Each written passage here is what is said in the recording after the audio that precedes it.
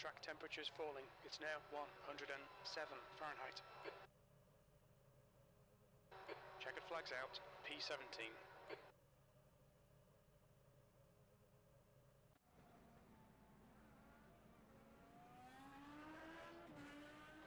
That's the end of the session. P17. Yeah, they're very strict about that.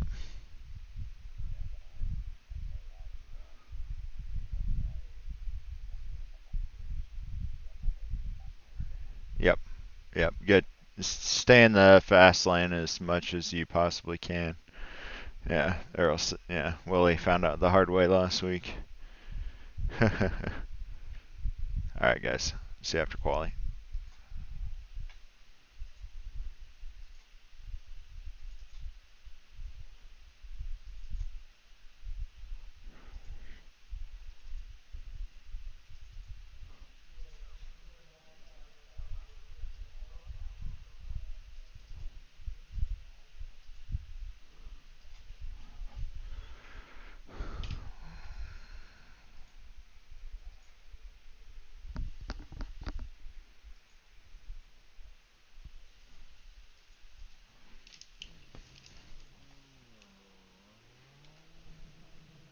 The pit exit's clear.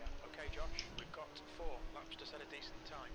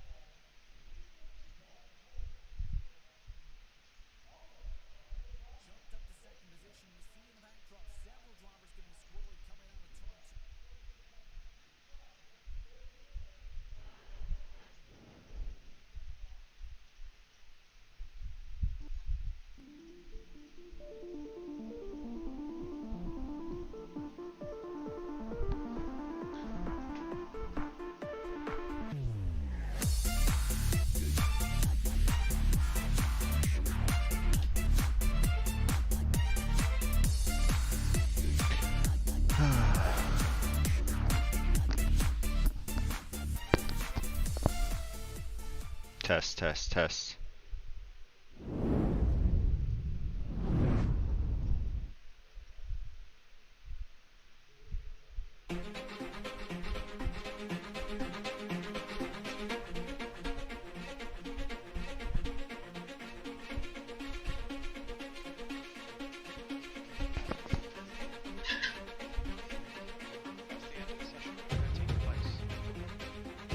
Well, hello everyone, and welcome to the Classic IndyCar Series, round number 8 here at Sonoma.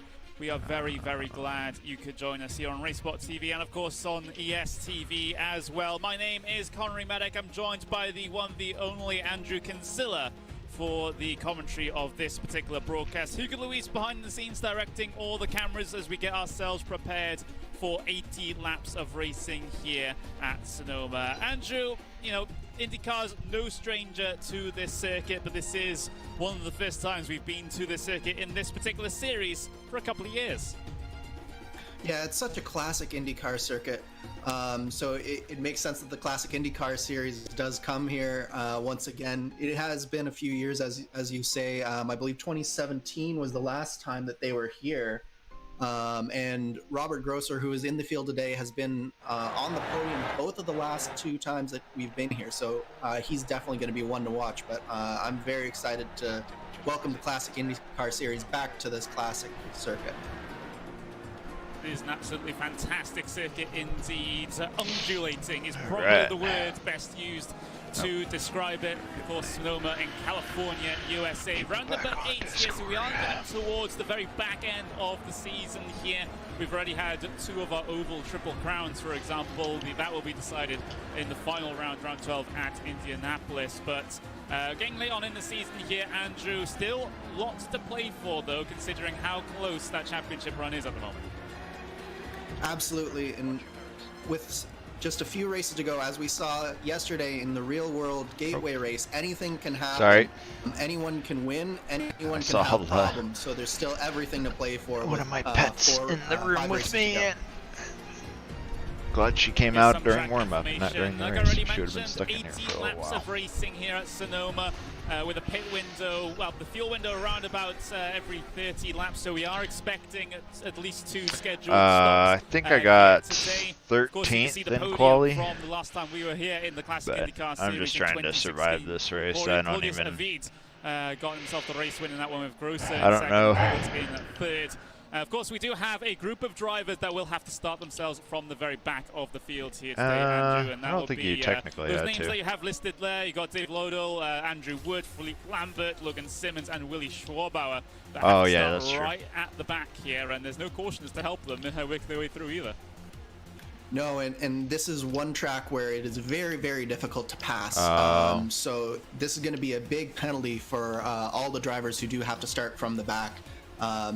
It's going to be very, very difficult to work their way through the field. And there are some very big names there, such as Willie Schwabauer, who definitely we would expect to see near the front. It's going to be very interesting to see how he negotiates through this field. Was one of those drivers that was at the very front last time out at Michigan.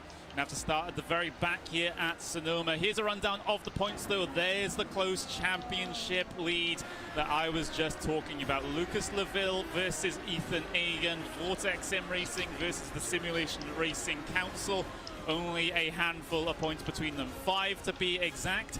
That surprise race win from Ethan Agan last time out as he went from 3rd to 1st inside the final lap on fresher tyres with people wrecking ahead of him. That's really boosted his championship hopes. Absolutely. And as you say, everything to play for between these two. Lucas is a jack of all trades, but is very strong on these road courses. Ethan is no slouch himself. And then there are sort of the wild cards in this. Can Joshua one Chandler for your race get a little bit closer and make it a little bit more of a 3-car battle as we get into this final stretch of the season? Yeah, that's the question that we're all asking. We're getting ourselves set, though, for a fantastic race here at Sonoma. We have a handful of minutes left here of the warm-up before we get ourselves the drop of the green flag.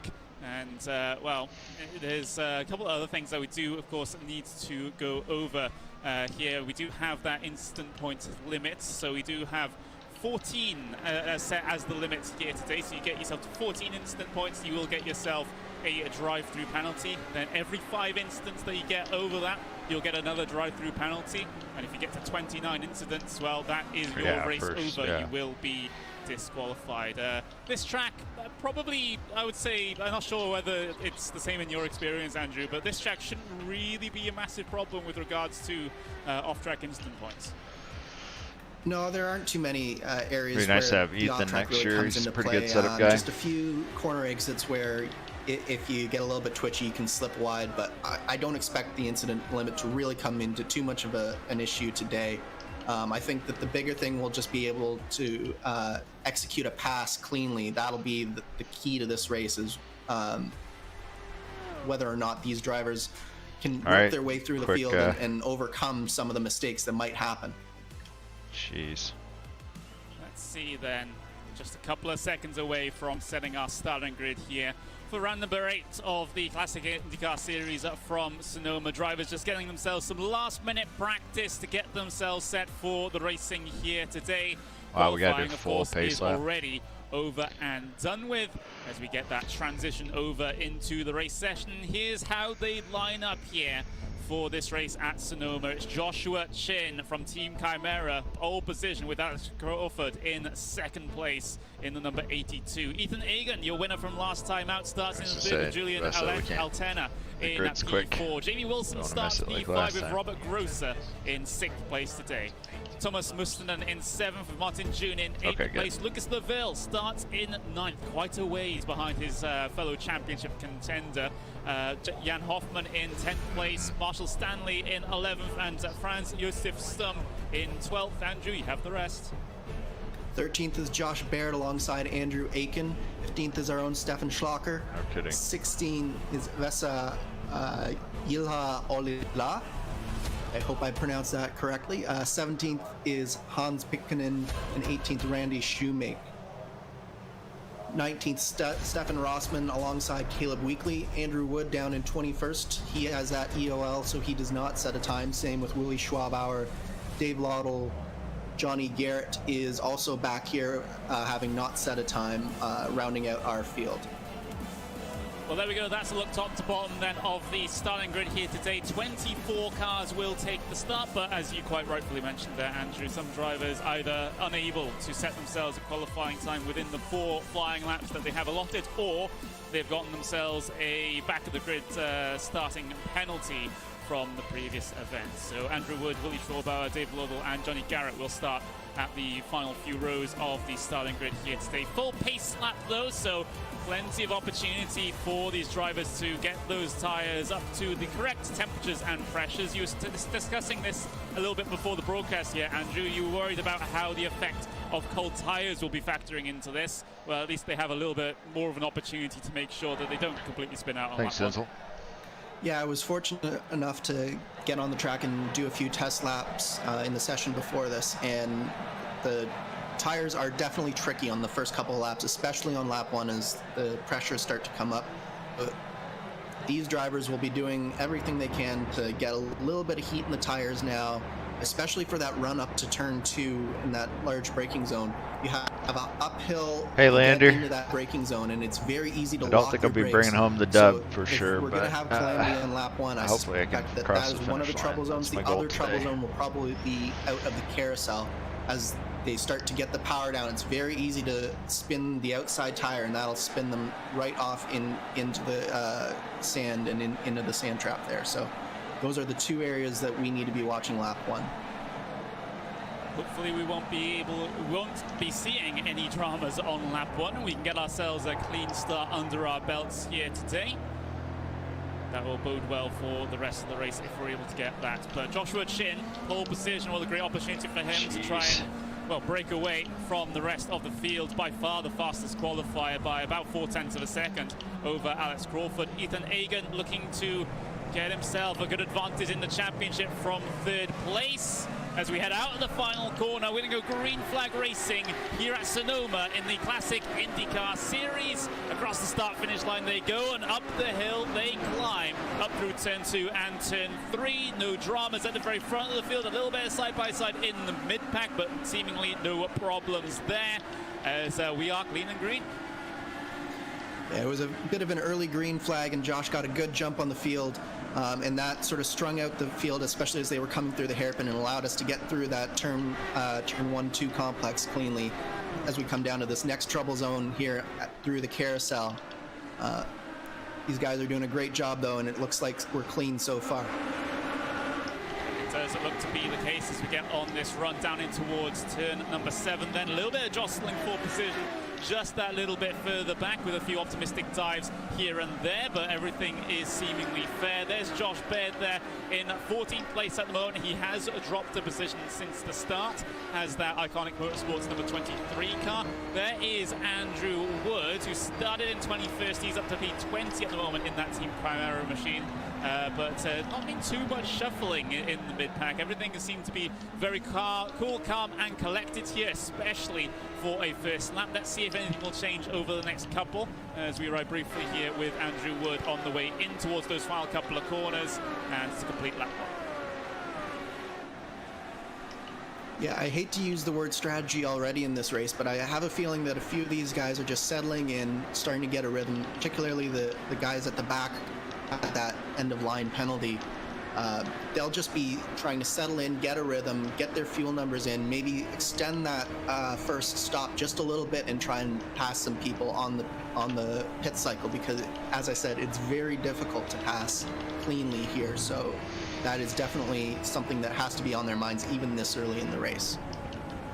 Positions 1 through 12 are exactly where they start, as the only changes for position have been just that little bit further back. We had Bess Gilha Olalia, that's lost 7 positions since the start. Not sure what has happened there to the driver all the way back there. Here's a replay of it though. Oh, big snap, big moment. Well, at least there's no barriers, or, well, the barriers are quite far away from the track on the inside there. He does have to awkwardly climb up the hill to be able to spin back around. As long as the floor and front wing are fine, should be able to get away with that one. Yeah, fortunately these cars are on the old damage model, and that damage model is a lot more forgiving than the one that is currently on the new IR18. So that is one advantage in this scenario, is that he does have this old damage model that's a little bit more forgiving, especially for floor damage. Ooh, what's happened to Stefan Schlacker? Big spin, big avoidance from the cars behind as well. That's not ideal for the Butler Powell Motorsports number 89 car, able to rejoin the track relatively safely. There we go. Well, Stefan did say to us before the broadcast that he'd be lucky to get through to the end here. Well, he's already taken one of his lives there. Who's this off? Jan Hoffman. And Jan Hoffman was actually fairly far up the field, so this is you're starting to see that even creeping into the top 10, people are starting to make mistakes. The carousel is a very difficult corner. It falls away from you just as you start to turn in, and if you turn in too hard, which is what looks like Jan Hoffman did, you can very easily lose the back end if you don't have a very stable setup through there. A couple of self-spin ahead of the driver we're on board with right now as well, or at least a half spin. Couldn't quite spot who that one was a little bit further down the road, but you know, we didn't see any problems in the first lap. We're starting to see problems on lap 3 and 4 now, though, as we'll continue on with the onboard there. Just briefly across the start-finish line, seems like all this action happening in the mid-pack for the moment. The leaders just kind of chilling and minding their own business at the moment. Here's Willy Schwarbauer, who's slowly but surely, or rather actually very quickly, heading his way through from the back of the field. He started in P22, he's up 6 spots up into P16, and, well, P15 probably imminent. Yeah, Schwarbauer is showing everyone how this overtaking can be done. He's up, I believe, 5 positions so far, and he's doing a great job. He's putting a lot of pressure on Pitkin right in front of him. In fact, he might even, depending on his exit here, be able to slot down into this tight hairpin. No, it looks like he's actually put pressure, and Pitkin makes a mistake, and Schwarbauer is through. Yeah, just snatched the break there, did Pitkin get the feeling. Just a little bit too late, tried to apply a little bit too much pressure. The right front just didn't want to comply, just spat him out towards the runoff there. Thankfully, there's some runoff there that he could use instead of just a barrier to head into. But for Pitkin, not exactly ideal. Losing that position now to Willie Schwarbauer. He's down in P16. Here comes Andrew Wood, looking to make a move a little bit deeper in the field. That was on Randy Shoemake, and Shoemake has a big problem and collects Schlacker in it as well. Yeah, it looked like there was just Stefan tried to get through at the same time as Wood did, and it was just 2 cars into one there. Just wasn't quite enough room for Schlacker to put his car through there. Looks like maybe a little bit of netcode contact as well, but definitely not ideal this early in the race.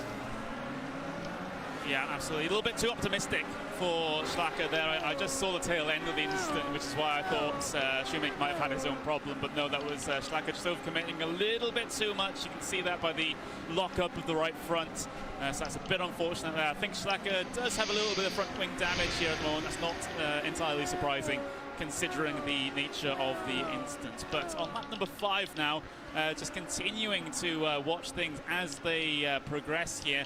We're having a look at Andrew Aitken and Jan Hoffman at the moment. As Aitken in that number 27 car, just trying to hold on to position at the moment. He's in P4, in P13, improved 1 spot from where he started, but Hoffman's looking aggressive and just peeking down the inside all the time. He wants to, well, get a slight recovery drive going after his problems just a couple of laps ago. Absolutely. Hoffman will be chomping at the bit to get back into that top 10 position that he had before.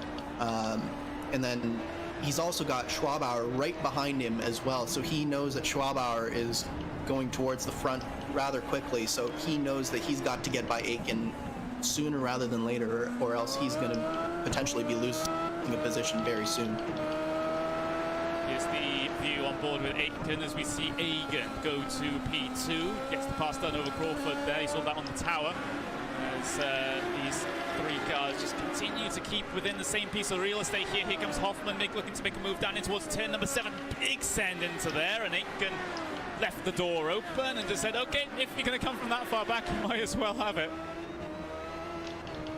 Yeah, that was a big send, but he made it stick, and that was the important part. He was able to his line tight enough that Aitken wasn't able to cross him back over and stick it back down the inside.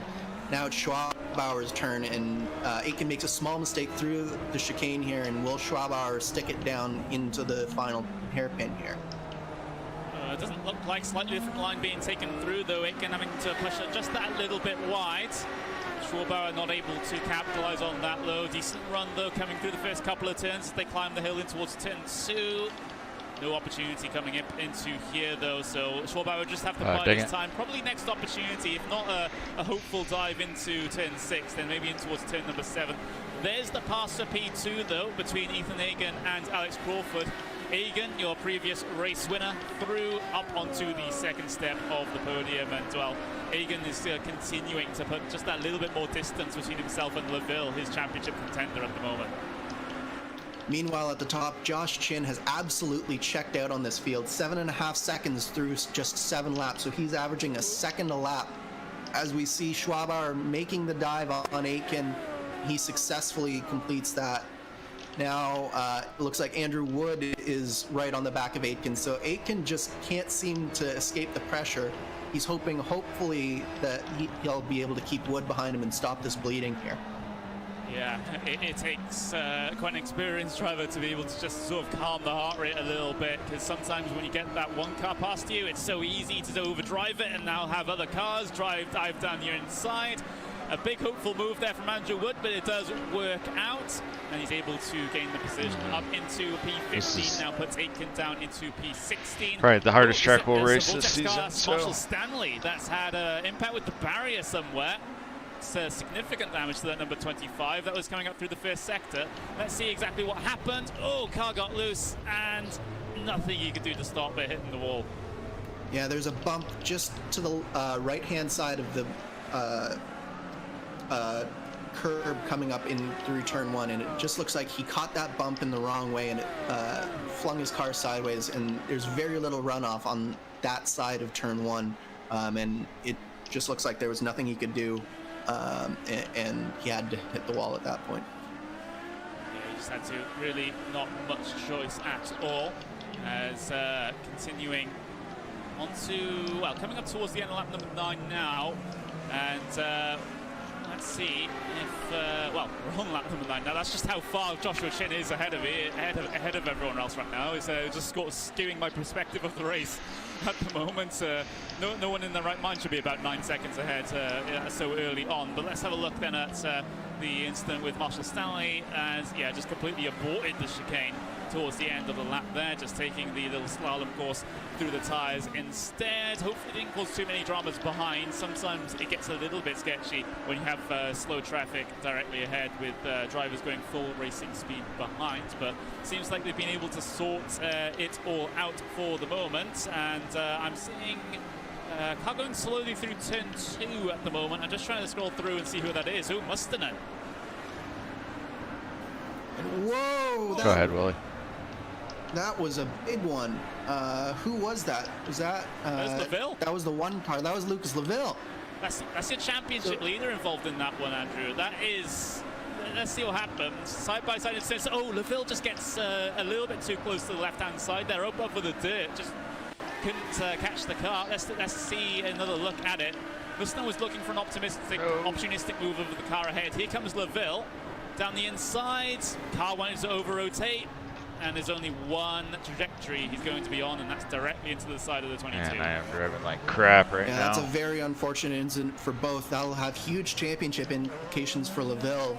He did not need that this early in the race, but fortunately he does have some time to recover from that.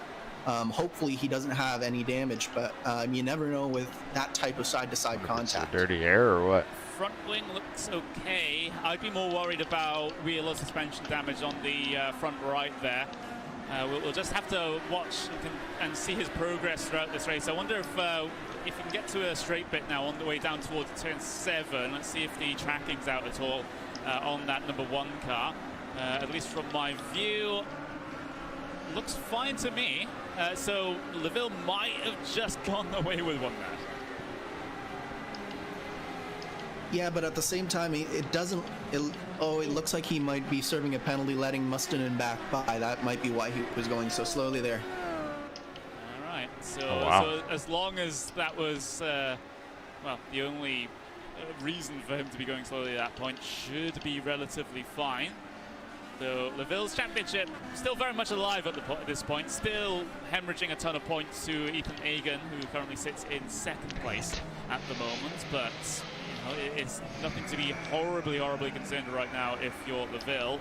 It puts you in a disadvantageous situation coming into the final couple of rounds, but there's still a good amount of, well, laps left in this race. Still plenty of time for Laville to try and find his way through this field, even if everyone's getting a little spread out at this point. Yeah, we're still just an 1/8 of the way into this race. There's a lot of time for other drivers to make mistakes. There's a lot of time for him to make up positions. So this is no time for Laville to panic, and he knows that. He's a very experienced driver, very experienced in this car and in this series. So I would expect him to just sort of take the penalty in stride and just settle down and put his head down and start fighting back at this point. What you simply have to do. So let's have a little bit of a recap here as we head on towards lap number 11 of 80 here. We are kind of, well, we're not even halfway through what is going to be typically our first fuel stint here today. We'll get onto that a little bit later on, but currently Joshua Chin leads by over 10 seconds back to Ethan Agan. Chin has just rode off into the sunset, hasn't looked back at all. Great stuff from the number 93, Ethan Agan, championship contender, 2nd place at the moment, doing a very good job.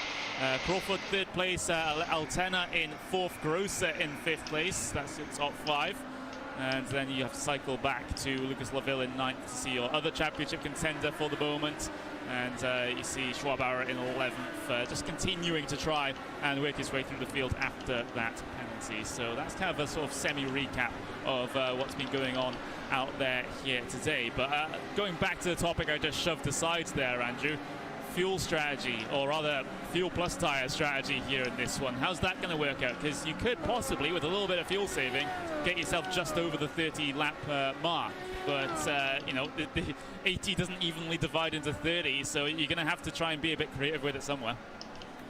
Absolutely, but it all comes down to how well you can pass it, especially the cars that you're fighting with. So you see Jamie Wilson fighting with Robert Grosser here. If Jamie Wilson can't pass him on the track and is stuck behind him for this whole stint, I would expect him to do something different. You might come in a little bit early, try and put down some quick laps and get around him that way, or you might find him trying to save some fuel, especially with this draft. If you save fuel, save your tires, and then put down some very quick laps at the end, you can do the overcut and get him that way. So even if we have 3 comfortable stints and 2 stops. Oh, and Wilson loses it. Wilson has just lost it into the wall. Does he have any damage? Rear wing. Rear wing is, that's going to be a big hurt for Jamie Wilson. He's going to have to come in and get that fixed. There's no way that he can continue on at any sort of pace with that kind of damage. Well, scratch all the discussion about strategy for Jamie Wilson, I suppose, because, power down a little bit too firmly, I get the feeling. Car was not planted coming out of that corner. Of course, the elevation changes really don't help around here, Andrew. You know, if you're coming over a crest, that car still going to get a little bit light. So if you're still, trying to tease up some throttle into it, sometimes it's not all going to be all that compliant. Absolutely. And one of the things that these cars are happy with a lot of rake. So that means that the rear is generally fairly unstable, and stuff like that can happen over crests with a high rake car. It just gets a little bit loose, and if you have it unloaded just the wrong way, it just spins around, and there's nothing you can do. But I will say, Connery, this is my second broadcast, and I do believe that is my first commentator's curse. You'll get many more working here. Let's just say that you'll get very many more. But we just saw. Oh no! That's a little bit. Oh no! Is he caught in the tires? Stefan, no! Oh, come on, Stefan. Okay, he's got it. He's got it. There we go. Trying to spin that car back around. Bit more damage on that number 89 now. Able to rejoin the circuit, but we were just seeing him trying to battle with Stefan Rossmann, I believe it was, in the number 353. But seems like Schlacker just decided that he wanted to make some friends with the tire barriers through the chicane in that instance. Yeah, we've seen a number of incidents with Schlacker, and that car can't be handling well at this point. There's got to be at least a little bit of suspension damage, a little bit of aero damage at this point, so it's just making his job even more difficult. So I do feel for Stefan. As we saw, Jamie Wilson is in the pits and hopefully getting repairs. Hopefully he can rejoin, but he will definitely be at least 1 lap down at this point. Yeah, he will. That's such a tough one to take there. If you're Jamie Wilson, you're looking pretty good in this race so far, but then just that problem, it's again the rear traction just braking. We've seen this so many times over the course of this race. Josh Baird this time having problems getting the power down, and narrowly avoids the concrete wall coming across the start finish line. But again, it seems like these drivers are just not too comfortable with making sure that they have the traction before they mash the throttle down. Yeah, as I said, it's just something to do with that rear being a little bit too high. And this car, it's got a very brutal power curve on it. It's not a turbo car, but the power curve on it, especially if you have a more locked differential and you want it to be able to get through these slow corners, but the flip side of that is it really causes the rear tires to break loose very easily. So when you put the power down, you have to be very, very careful, and then the power curve kicks in at about 8,000 RPM, and it can just spool up the tires without you even realizing it. So it's just one of those things where I think we're going to see that a fair bit today, where just people, especially out of the low-speed corners, are just going to lose grip and do these little half spins, and hopefully most of them are able to save them, like the car we just saw. So would I be correct in saying that the car kind of lulls you into a false sense of security? It's fine, at low revs trying to get out of the corner, but as soon as the power kicks in, you're just going to be heading into a wall. It can feel that way, to be honest. You almost have to consciously step back from the limit just a little bit, ease onto the gas a little bit more, especially as the tires start to wear a little bit more, and the rear starts to let go just a little bit. You need to be able to manipulate that throttle even before you start to hit the limit, as Josh Baird has another spin here. Is this the same reason that we were just talking about, though? That's the thing.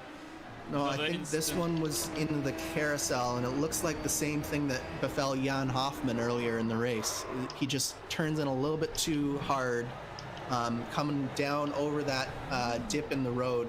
As you slide into the carousel, the rear becomes very light, and if you turn in too hard, the rear just gets loose, and you spin around. He was able to save it, no harm, no foul there, at least.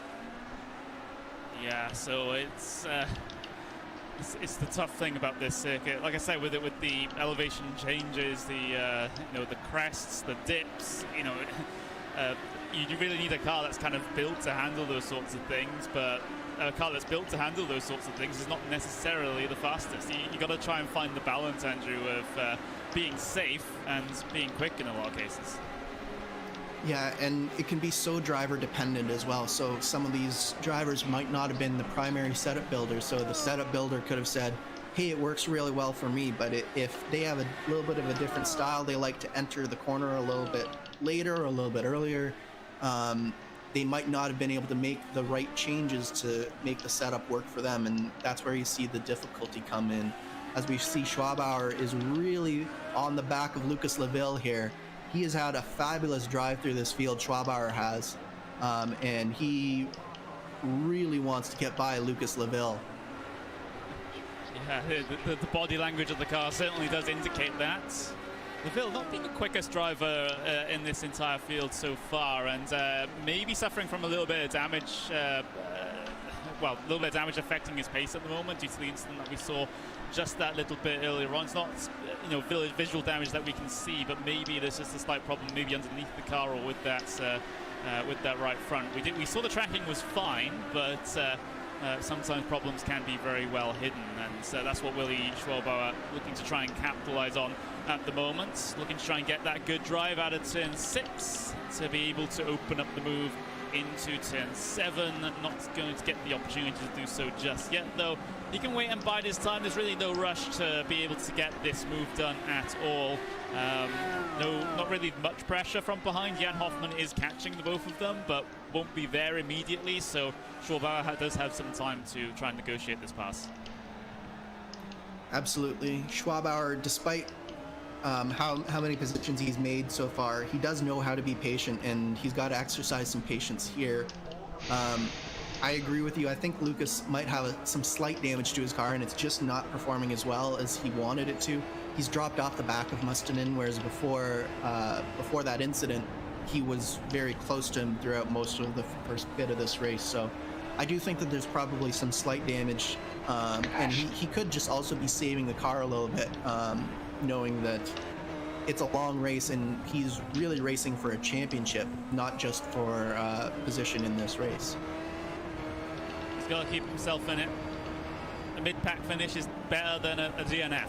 That's all I'm saying, especially as far as championship is concerned, especially when it's this close. But look at the run from Willi Schwabauer coming out of that downhill left-hander. Not going to go for the hopeful dive into turn 7 this time around. Will prefer to sit behind and continue to apply a large amount of pressure onto the rear wing of Lucas Leville in that number 1 car directly ahead. Let's see what the iconic motorsports car can do with regards to overtaking here, because he's taking this one very, very patiently. But when does that patience start to run thin as he struggles to control the car coming out of the chicane? Yeah, car just got upset by the bumps a little bit, and it's cost him a couple of tenths of a second, but he'll close right back in fairly quickly, I expect. I think that Schwabauer, he's at that stage of the tire run where the tires are starting to go away from him a little bit, and so passing gets much harder. And with a guy like Lucas, who's very good on the brakes, it's going to be even harder to execute the pass. So Schwabauer is doing the smart thing, and he's not pressing too hard. He made a small mistake there, but he's not overdriving the car to try and get back. He knows that in the long run, he can probably get by Lucas Leville here. As far as strategy is concerned, of course, maybe not factoring too much into this battle unless it extends for another 10 laps.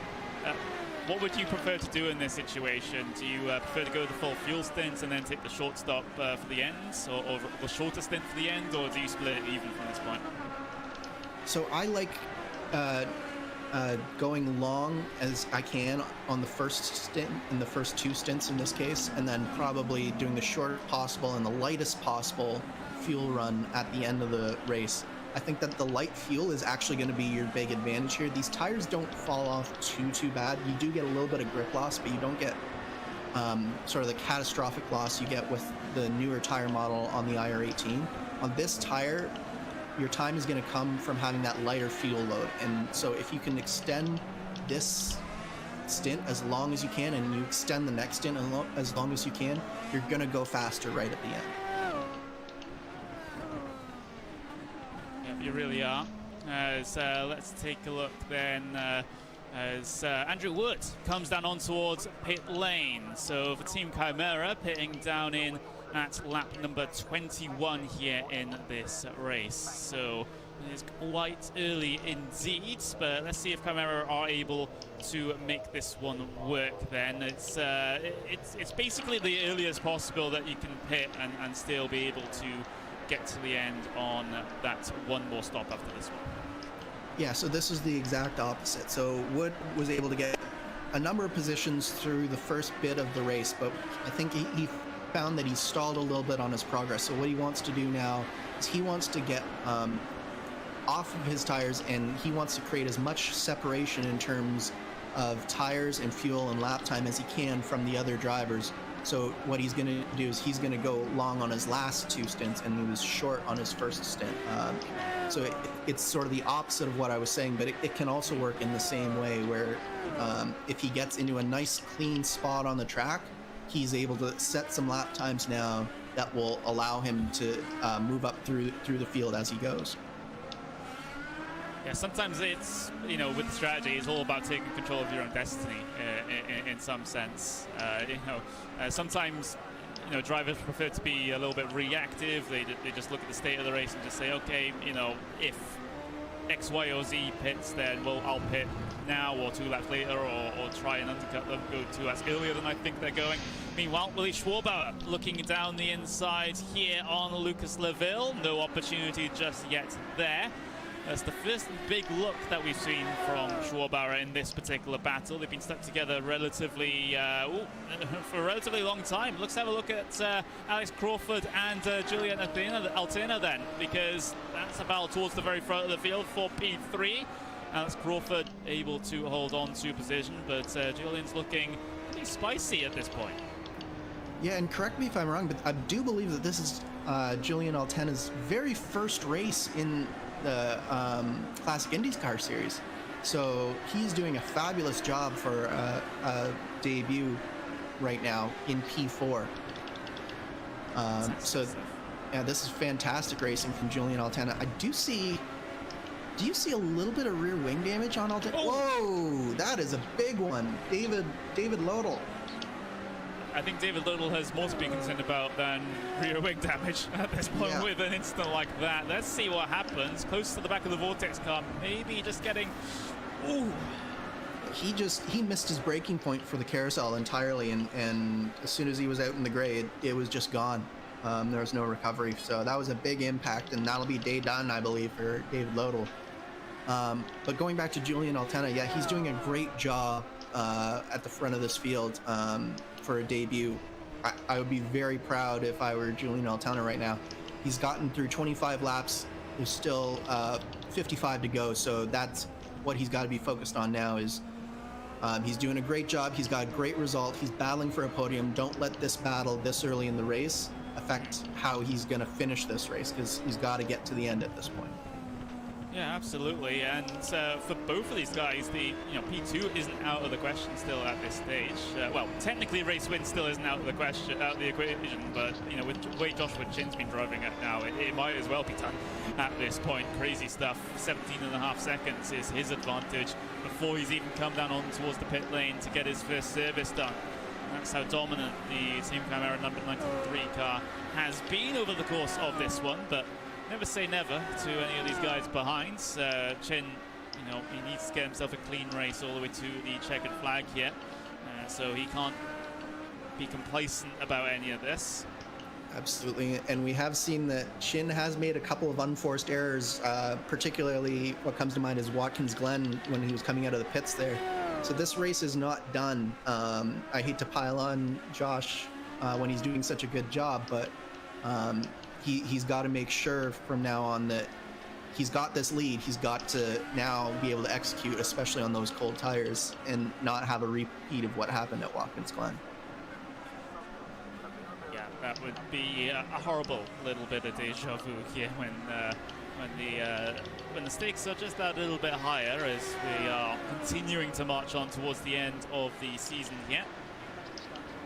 Continuing to look at this battle between Lucas Laville and Willie Schwarbauer. Schwarbauer made a little bit of a mistake that last time around in through the chicane, just caught the curb a little bit too much, spat him out towards the outside, which is why he wasn't able to get a good run out of the chicane to make something happen at the very end of the lap there. So another opportunity going a begging here for Willie Schwarbauer. And now does Schwarbauer consider the undercut at this point if he can't get past on track?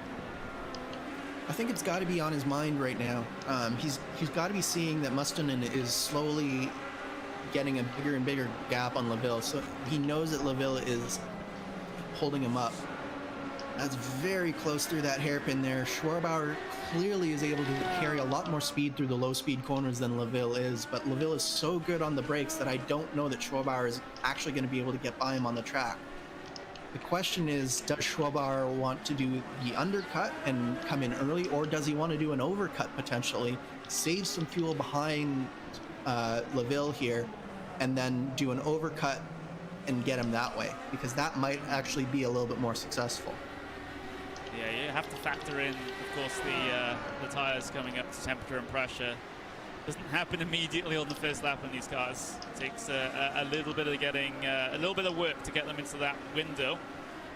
So yeah, I would estimate that you lose probably about a second of pace on that first lap, from my experience. Just trying to get it up to pace, and then if you make a mistake because of the cold tires and it gets loose, it can be even more than that. So it's a very dicey thing to try and do the undercut here, but at the same time, the payoff for a guy like Schwarbauer, who is clearly getting held up, it could be very big for him as well. Lots of options to consider if you're Willie Schwarbauer. Of course, the best option would be to pass on track, but that hasn't been relatively successful so far. He's had a couple of opportunities, yes, but none that have been fruitful. We do have Robert Grosser, I believe, coming down in towards pit lane. No, we're seeing 3 wide across the line here. What's happened down here? Interesting, side by side between Martin June and Robert Grosser, and Grosser loses that position, so June up into 5th place, but no, Martin June out into the dirt, almost hits the barrier, returns to the circuit, but my word, brown trousers. What a great bit of car control from Martin June there. He came within inches of hitting that wall, but he was able to keep it off, and that'll be a moment of the race for him. A bad moment as he overcooks it and just come on. He got in there a little too hot. The rear end came around on under braking because he was a little bit too hot coming in there, but nice recovery, nice job keeping it out of the fence there, and if he comes back and is able to battle with Grosser again, it'll be because of that car control there.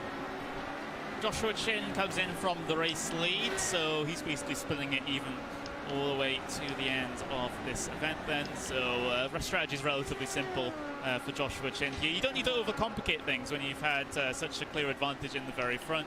Just keep things simple, come down in when you meant to come down in, and should be clean until the end. But again, we're still not even towards the halfway point of this race yet. So Joshua Chin, as long as he rejoins in a safe fashion here, doesn't have any dramas on the cold tyres either, should be good to go for another stint. He does have to be careful that he doesn't get held up behind those cars that have not come down in just yet. They're on old tyres, but for a driver the caliber of Chin, shouldn't really be too much of a problem under normal circumstances. We're getting up towards lap number 30 though, which is when we expect to see the vast majority of everyone coming down in for their first stops here. It's just a matter of who actually decides to go the long route and go up to 31, 32 maybe. Yeah, I think you might be able to even squeeze out 33. I think 34 is probably a bit of a stretch, especially the way that I've seen most of these guys driving. I haven't seen too much lifting and coasting at this point. So, yeah, I would say 31, 32, maybe 33 is about as far as we should see these guys going. Who's that? Thought I saw someone almost come around there, but no, it wasn't. Yeah, the thing with Josh is he's got to be patient now. He's got a huge gap. Martin June is no slouch, but he's clearly not in Josh Chin. Well, not that anyone's in Josh Chin's league so far in this race, but Josh has got to be patient. Just let these guys come in. Don't worry about getting held up here because he's got such a huge gap coming back to Egan, coming out of the pit stop cycle that no need to take any risks here. As we see a nice battle developing, that is LaVille and Schwabauer again, and is that Wood in front of them? That is indeed Andrew Wood in front of them, so that's a little bit of lap traffic that they're having to deal with at the moment. So let's see how they manage that and see if actually Schwabauer can capitalize and use the lap traffic to his advantage. No, he'll get out well out of the way before it becomes a factor, but Willie Schwabauer did get a very good run, and now looking to the outside here and towards turn number 7, trying to carry the momentum all the way around, but not successful. And well, Schwabauer, you know, he's attempting all these moves here and there. He's getting closer and closer, but again, just not successful at all. Yeah, LaVille did the smart thing there and covered off the inside when he saw that Schwabauer had that run. And it's just very difficult with that full, it's even more than a 180-degree corner there. It's sort of a double apex hairpin that comes around almost 200 degrees. And it's very, very difficult to make that outside work if you don't have a marked pace and tire advantage. Schwabauer just doesn't have that over LaVille. As we see, that's both Crawford and Altena, so that is second and third position on track right now coming in.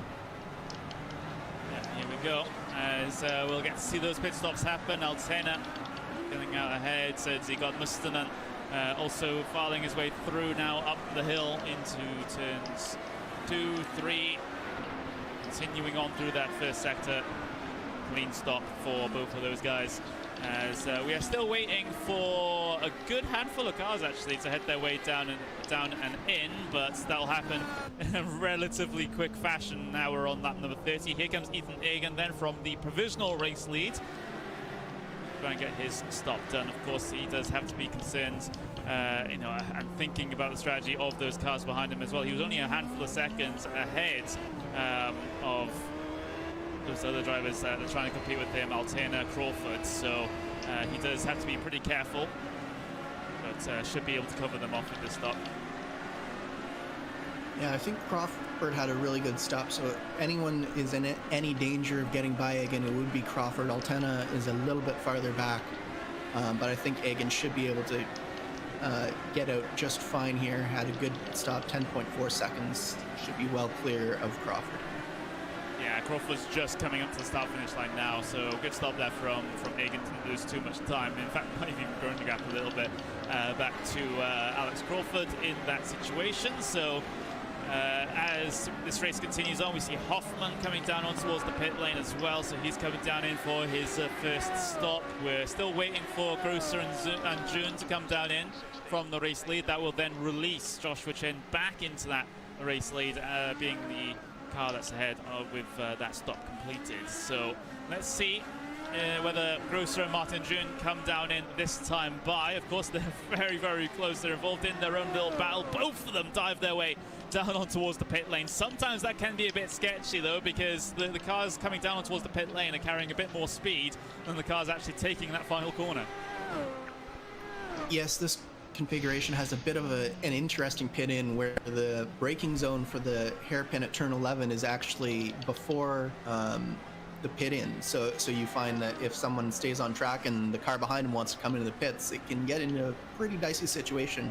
But at least June and Grosser came down together, and we will see head-to-head whether June can take any advantage here and potentially get ahead of Grosser. Oh, yeah? Let's see what happens. As, well, Grosser check that out. Just make sure to report it, and then we'll review it in the incident review. Of Martin June, that's the same order as they came down on towards the pit lane. Here comes Andrew Aitken being a lap down on these guys, just sort of being more of an annoyance more than anything else. Just parked ahead of Martin June at the moment. Schwarbauer and Leville, they both came down in as well, and it was Schwarbauer's worst nightmare because Leville still ahead of him as they had Rossmann go off ahead of them. Yeah, so it looks like Schwarbauer did try to extend as far as he could, but it only got him to lap 32, and unfortunately Leville was also able to extend to lap 32, so Schwarbauer's got to be a little bit frustrated by that, but he wasn't able to get maybe a lap later and come in and try that overcut, or possibly have just gone in and taken that undercut. But it looks like Schwarbauer is going to try him on the outside into turn 8 here. Oh, this is so sketchy on cold tires for the both of them. Schwarbauer again attempting the long way around at turn 7, but again it's a failure. It seems like a pass around there so tough to make happen indeed, and Leville keeps himself ahead, keeps himself in 8th place here at the moment. Everyone has come down in to get themselves their first scheduled stop. Maybe Stanley down in P11, he's sort of off cycle compared to everyone else. He had to pit with 8 laps done, so he'll have to come down in relatively soon as well. But apart from him, everyone has been able to get their first scheduled stop done. And, well, the second stint now well underway as we are on board with the 65 Iconic Motorsports Willy Schwarbauer. Still trying to find the way past the Vortex sim racing car of Lucas Leville. And Lucas Leville might, I'm just checking the stop times here, maybe not. I was thinking maybe he could have gotten a little bit of damage repaired in that stop, but it looked like he didn't get to take any, probably because of the pressure of Schwarbauer. Yeah, I don't think there was anything that could have been repaired. If Leville does have any damage, it's probably in the suspension. It's probably not big enough to trigger a repair. So Schwarbauer has got to be frustrated at this point because he's been behind Leville for over 20 laps at this point, and he just can't find a way by him despite knowing that he's faster than Leville is. So I would expect that impatience is going to start setting in sooner rather than later, and maybe Schwarbauer is thinking, I can take advantage of these new tires and potentially use the grip that they'll have in the next 3 or 4 laps and execute this pass on Leville. Every single little look that he's had, though, has not worked out, especially to the outside of turn 7. You know, there must be something else he can do from this position to try and find his way through. He needs to try a different strategy to try and get past, but I'm struggling to think where he would be strong enough to actually be able to do that, because he's typically gotten these good runs out of turn 6 to make those outside moves happen in turn 7, but he's really been nowhere everywhere else. Yeah, he's got to find a different spot to pass Leville.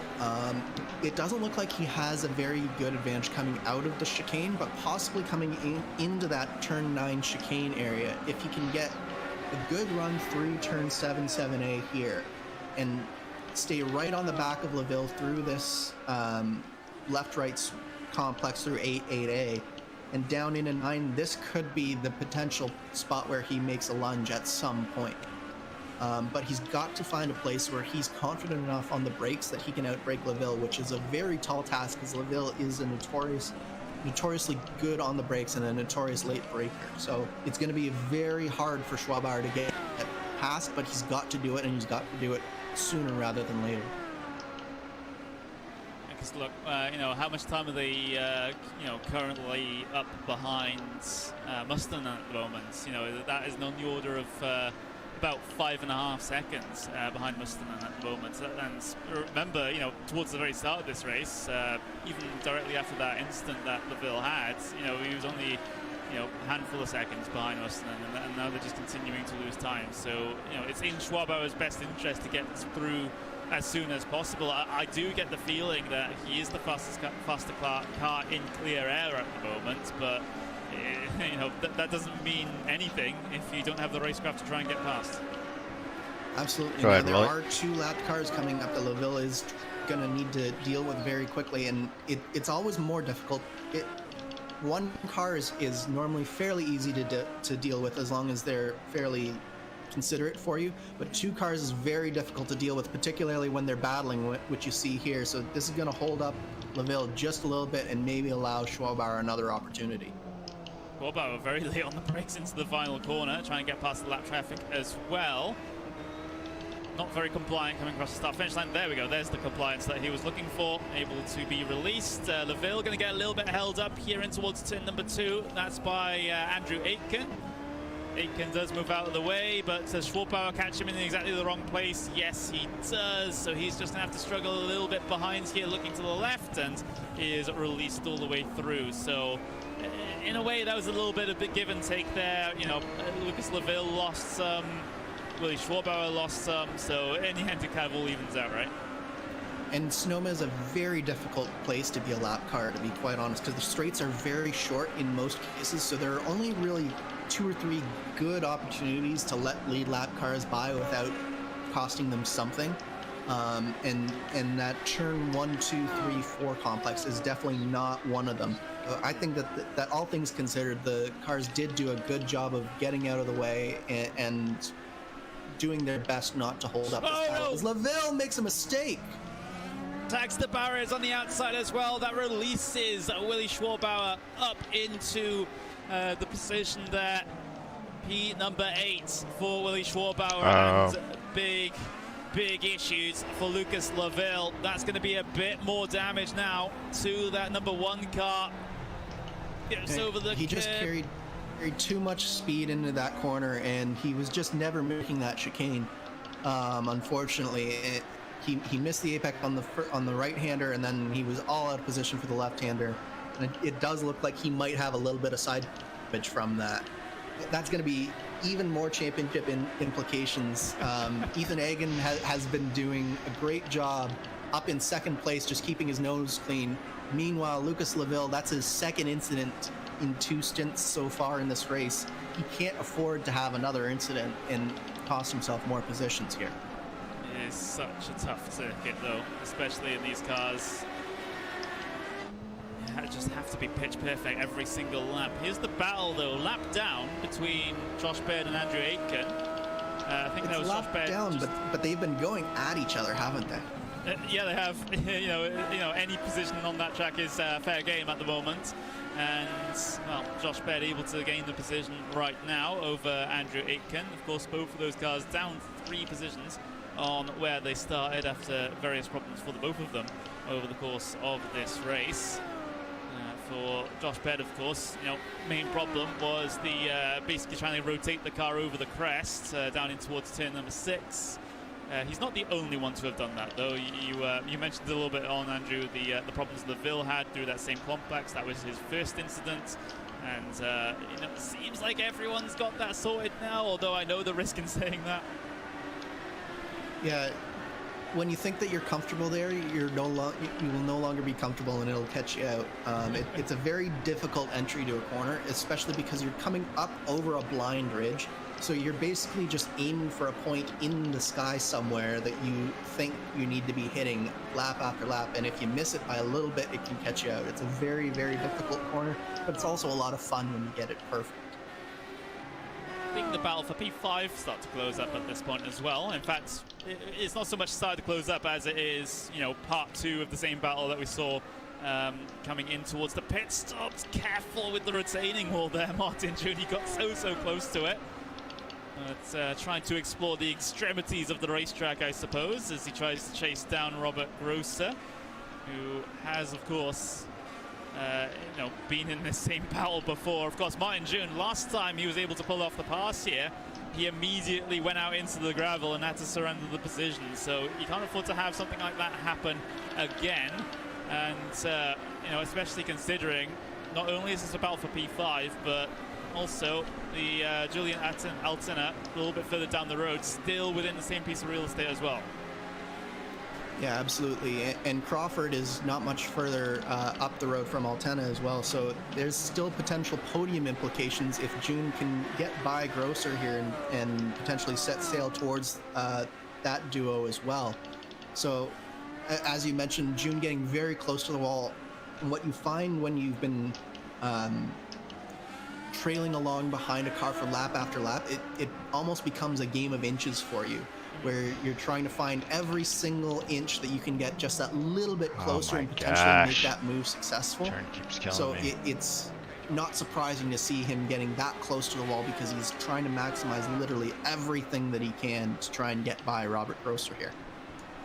A little bit of lap traffic ahead, which will be a concern, as it always is here at Sonoma, like you mentioned, but let's see if it disrupts a battle. We haven't seen it factor in massively into any battles just yet, but there's a first time for everything. Lap number 40 of 80 here, so basically at the halfway point of this race, and well, our stage is indeed very much set for the end of this one, and of course the end of the championship as well in a couple of rounds time.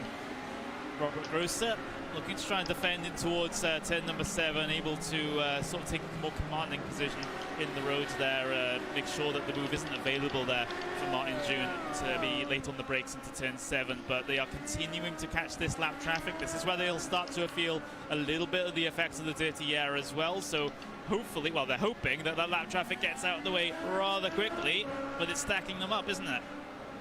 Yeah, I was praising the lap traffic earlier, but a particular car does not seem to want to comply with the leaders nearly as well as the others did. There's been a couple of opportunities that I've seen that he could have let the leaders by, but he just hasn't done so at this point. So this is really starting to affect this battle, and June is getting very close. He nearly had a dive into the turn 11 hairpin there, and Grosser is getting very desperate to get by this lap traffic. Yeah, lap traffic doesn't really want to move, does it? And now June looking to try and capitalize on that one, but his first sector wasn't entirely great either. So let's see if he's able to get his characteristic good run through turn 6. It seems like that car just seems so planted through that long left-hander, and it allows him to get the launch down towards turn 7, but he hasn't been able to convert that into anything just yet. They get the lap traffic out of the way, but can June get the traction out of turn 7 to be able to make a move into the chicane? Doesn't look like, as they follow each other through those S's, down the hill slightly, and then into the braking zone of that chicane. Just hammer the brakes. June closing up under braking, but again, still no opportunity. And again, it's a Vortex sim racing car just trying to defend a position and doing rather well at it. Absolutely, and while these two are battling, you're seeing that Mustonen and Schwabauer are starting to close in a little bit on this battle. Schwabauer is now within 4 seconds of Mustonen, and Mustonen is only 3 seconds back of this battle here, so I think that things could start kicking off a little bit, particularly as we see June put more and more pressure on Grosser. Yeah, possibly, so definitely don't count out those cars behind from getting involved in the thick of things and joining this fight. It'd be brilliant to see a multiple car battle instead of just the duo that we have. Big wide arc being taken from Martin June there, trying to, again, carry the momentum all the way through. It helps as well, I guess, a little bit, Andrew, if he's out there compared to sticking to his regular line, because he's not in as much dirty air as he overcommits on the brakes into 7. Yeah, getting that little bit of clean air on the front wing, even half a lane, is really important for these cars.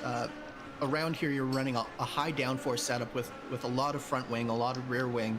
So just getting that clean air, because these cars are much more aero dependent than the later DW12 and IR18 were, as we see potentially a move here in turn 11. Oh, that was close. Big move there from June. He locks up the right front brake, but continues on, and he has to try and find another way around because Grosser has kept himself ahead at this stage. A little bit of a compromise line through 2 there, but June is only able to close up, nothing more.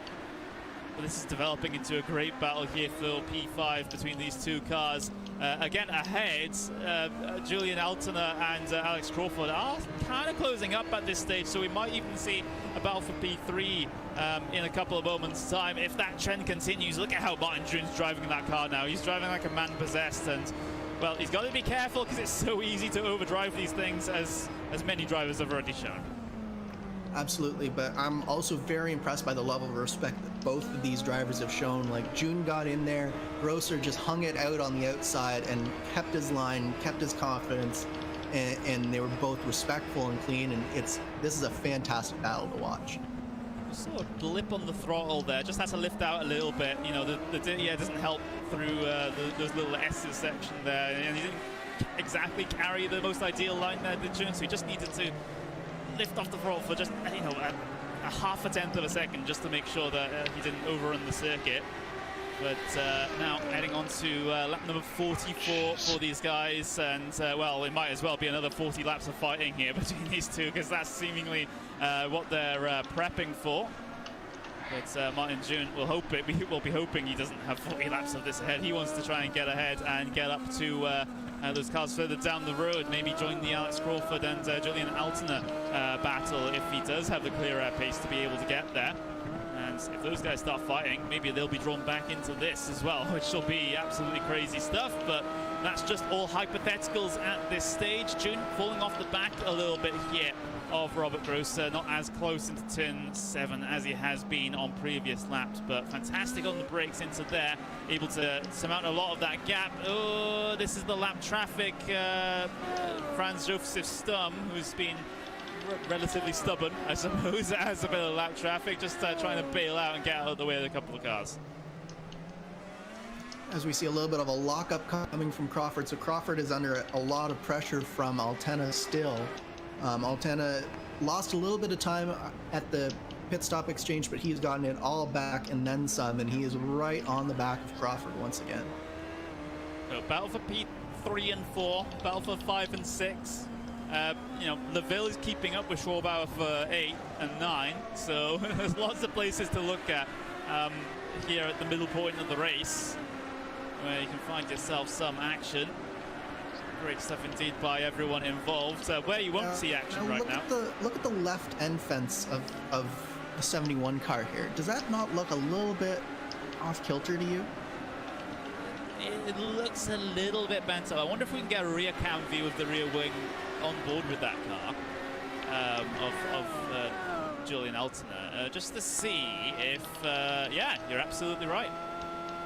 Right side. So that's got to be affecting his just a little bit. Obviously, it's not affecting it too badly because he's doing a great job keeping up with Crawford, but you got to wonder if that's just holding him back from being able to actually make the pass here. Potentially, but it's kind of hard to tell at this point. There's still options open for Altena as well, especially, you know, heading towards the final pit stops, so the final scheduled pit stops. Could do it in terms of overcut or undercut as well. Of course, like you said, overcut is more preferable in these cars than the undercut due to the amount of time it takes for the tires to get into their operating windows. But, you know, I'm sitting here just waiting on these guys to sort of, you know, waiting for the spark to alight this battle. But right now we're just kind of have to wait with bated breath. But having looked back to the battle for P5 between Grosser and June, that one is still as close as it ever has been. Sorry, just watching Altena have a look at Crawford, even though he was a little bit far back and he wisely thought better of it. But yeah, P3 and P4, P5 and P6. And then you look at Mustin, and he's only 2.5 seconds now back of June. So we have potential battles all through this top 10, even after 47 laps of green flag running. So this has been a very interesting and involved race, and there's been, I will say, quite a few more battles than I thought there was going to be coming into this one. Yeah, it's been a bit of a pleasant surprise here today. As look at Alternate right on the back of Crawford this time, looking. Oh, he don't look for a move into turn 3. Showed the nose a little bit there. That was never going to happen on any day of the week whatsoever. But continuing on, applying the pressure, I guess I can't complain. But it has lost him a couple attempts now. Yeah, but as the trailing car, sometimes you just need to keep reminding him that the pressure's on. Even if you know that you're not going to make the move, just sticking that nose in there in unexpected spots, it can unsettle the car in front a little bit and force him into a mistake. And I bet you that's what Altena is looking for, especially with that little bit of rear wing damage. He's just looking to have that one mistake from Crawford that he can pounce on. He's on board with June as well. Again, locked onto the back of the number 2 Vortex car. Still no way through at the moment, but never say never. June has been looking here and there. He's been showing the nose and a lock-up from. It just helped things a little bit. It depends how closely June can follow through this right-hander and into the final corner, but you know, nothing doing here. Maybe June would have been hoping that we were using the other layout for the end of the lap here with a tighter hairpin as the final corner instead of the one that arrives just that little bit too. Yeah, and I'm actually seeing a couple of lockups from Grosser, so I'm wondering if he's been pushing just a little bit too hard, starting to flat spot that tire just a little bit, have a little bit too much heat in those fronts, and he's starting to fall back into the clutches of June. And we know that June is very good under brakes as he nearly runs up the back of Grosser into turn 4 there. Yeah, just gets that little bit too close, doesn't it? But Grosser, like I said, does have to be careful about his tyre conditions at this point. You would have thought that the car sort of second in line in the dirty air would be having temperature issues on the very front, but it's seemingly not the case at the moment as June goes characteristically deep in towards turn 7. Again, almost running into the back of that Vortex Sim Racing car ahead, but immune to that at the moment, but not immune to a lockup through the chicane, and this might be the opportunity that June needs to try and squeeze his way through. The outside of the right-hander is not ideal. He can cut back to the inside for the hairpin, though. Is this another look for June? Yes, it is. Can he get the traction down on the inside as they'll go side by side up across the start-finish line? There's still a little bit of an overlap here for June to work with if he can hang it around the outside of 1. Not successful, though. Looking to the outside of 2 instead. Great little move from June, but this still doesn't work. Wow, what a battle this is. I can't believe how deep Robert Grosser went into the hairpin at turn 11 there. He knew he made a mistake coming out of the chicane, and then he made up for it with that hairpin. He went very deep, carried a lot of speed on the outside, and was able to carry the momentum through the front stretch and through the turn 1-2 complex. This is a great battle from both of these drivers. June will be sitting behind and just spotting those lockups every single time into the chicane at this point. He knows that Grosser's been having problems into there. That was his first chance at trying to capitalize on. Almost got it done, though, just not quite enough of an overlap to be able to make things work, and a little bit of an error there outside of turn 7 will give Grosser just that little bit more breathing room. He's able to get through the chicane without a lockup this time around, but the first shots have been fired in this battle, I think it is safe to say. Having a little bit of a recap of the other battles going on. Crawford versus Alternate. Moment there, heading their way up in towards turn 2. Alternate continuing to close in, gets a very good run out of turn 2. In fact, another show the nose in through turn 3. Not as much commitment. Oh, big save over the crest though for number 71. Yeah, both the 82 and the 71 were a little bit loose through there. Altena showed the nose to Crawford, and Crawford I think carried a little bit more speed than he wanted to through there, and it was almost a mistake. Unfortunately, Altena also made a small mistake through there and wasn't able to capitalize. This is some great battling. This is real. When you're in the driver's seat in a situation like this is what you come to iRacing for, is battling like this, where you're just, everyone's doing such a good job of staying clean, but you have so much pressure. You're the car in front, you have so much pressure from the guy behind. You're all you can do to keep yourself going as fast as you can, but still not make mistakes. As we see a lockup from Crawford, and Altena is now right there again. So it's a battle of the car in front making a small mistake, or the car behind making a small mistake, and it just produces some fantastic racing here. We're inside the point now where you'll be able to get to the end if you stop now on the fuel. So maybe we'll start to see an early stop come in from one of these cars to try and do something regarding strategy. But then again, like I said, undercuts not favored here, overcuts very much so, but it's very hard to pull those off because you need to get those fuel numbers in the right place for you to attempt that, and you have to make sure those fuel numbers are favorable compared to your competitors as well, so you can. Again, another look to the inside into turn 7. Again, there's no sting in the tail there. It's just a threat. It's just to show the nose to say, okay, you know, I'm still here. You know, if you make a mistake, I'm just going to dive down your inside. It's absolutely fine. But for Crawford, he's just going to not think about that now. Sometimes, I guess as a driver, you know, when you start to see aggressive moves like that, you know, the showing of the nose, you start to look in your mirrors a little bit more than you do ahead of yourself, and that's where the mistakes start to set in. Absolutely. Crawford has to be looking in his mirrors on more corners than not at this point, because Julian has said, I'm willing to stick my nose in pretty much anywhere. So we see Crawford makes a mistake. Oh, that was close. Oh, there was a big threatening move from Altena in towards turn 2. It put Crawford a little bit offline, which ruined his run then into turn 3. Altena had a very good run out of turn 2 to be able to make an attempt happen, but again, unsuccessful. Now falls back a couple of tenths of a second, so Crawford just gets that little bit of breathing room. But we've been talking, you know, this past couple of minutes about those threatening moves and how beneficial it can be. Even though there's no immediate threat from the look, it can just put the driver off, and it's exactly what Crawford fell foul to at that time. Absolutely. This is psychological warfare at its best, and it is a treat to watch. This is Altena just can't quite get the speed, can't quite make the pass, but he's just trying to make Crawford make that one mistake that lets him by. Hit window. Oh, big contact! Crawford gets a car piled into the back of his rear wing. Rear wing looks fine though. That was Altena heading towards the pit lane, and this is the trouble we were discussing earlier, Andrew, where car behind looking to come down in, car ahead looking to stay out, and things like that happen.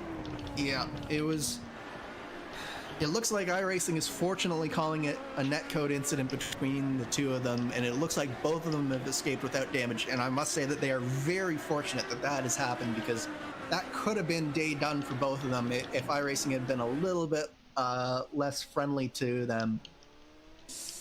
Oh, that was not an advised move from Julian Altena. I will say that. It's very difficult to be in his position. I will give him that. It's very difficult to be that trailing car and wanting to pit first, because he's got to try and maximize the pit in to make his undercut even possible at working. But at the same time, there's a car there, and you can't ignore the car in front of you. So they both got very lucky in that scenario. I gotta say. Yeah, incredibly lucky as well. The iRacing gods smile upon those two drivers at the moment, but that's not always the case. So you can't be doing that too often. Crawford does stay out on this lap, doesn't come down immediately to try and cover off the move. So continuing on with his strategy. Here's the battle between Grosser and June, which has been raging on for a good 30 laps at this point, if not more, as they climb the hill up in towards turn number 2. June getting a very good angle, very good run through turn 2, but his path is blocked. There's not a lot of room to work with through this first sector, so you just have to wait, stay patient, and then look to make the move somewhere else. Just follow as closely as you can, but you know, it's easier said than done in these cars, considering the two. Yeah, it's really interesting to watch the differences between how June is attacking Grosser and how Crawford and Julian were going at it. Julian was showing the nose a lot and making lunges, whereas June is very much just getting as close as he possibly can to Robert Grosser and just saying, I'm always here. So it's this kind of sustained pressure that just sort of wears you down lap after lap that June is exerting on Grosser, versus that sort of scared lunge that you get with Julian Altena and Alex Crawford. I'm on wide open space right now, we so saw I'm gonna June make a small mistake going through the chicane there. Slightly surprised he didn't go for the pits there, but was that Schwabauer nearly getting into the back of June on pit entry. That pit entry always gives me a little bit of anxiety every time I see it. And also for the, well, not the eagle-eyed viewer, but the viewer that has very good hearing, yes, that is me doing the pit announcements here at this track. So yeah, I guess that's a little Easter egg. That's if you're listening out for it, well, we can treat you to. But here comes Joshua Chin down and in then in the number 93 car from the race lead. Fantastic stuff as he'll come in and get his final pit stop, a final scheduled pit stop done. Joshua Chin has been so dominant throughout this race. Seems like nothing can stop him at this point. Of course, touch wood, I don't want to curse him at this point. But now we're just kind of waiting. By the way, I took tires last time and I had like 95% wear. Gosh. Because Julian Alterna, his tires will be up to temperature and pressure now. 5% wear, so not 95% wear. He's continuing to stay out there log laps. Yeah, so if I'm Crawford, I would be seriously considering coming in the next couple of laps. We are well within the window now. But again, there is that benefit to staying out where you take less fuel, so your pit stop is going to be slightly shorter, and you're going to be lighter for the entire last stint, so you could get a small advantage here. As we see Lucas Laville down on pit lane as well. Now, Laville stayed out one lap later than Schwabauer did, and so it'll be interesting to see if he can get back in front of Schwabauer, and all that work that Willie did earlier in this last stint may be for naught here. Let's see then as Lucas Laville comes down in.